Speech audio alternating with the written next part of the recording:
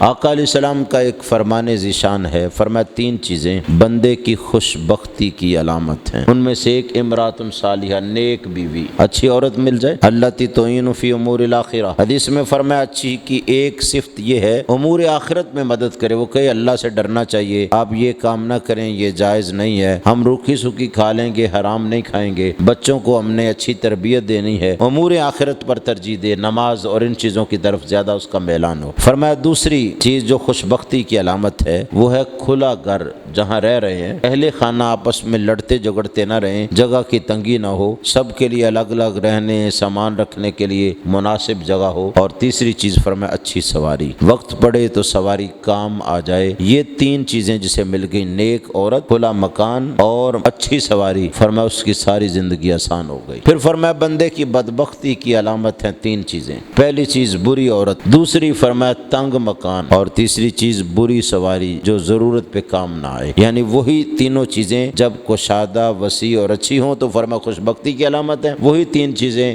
بری، تنگ اور ناکام ہوں تو فرمایا یہ بدبختی کی علامت ہے۔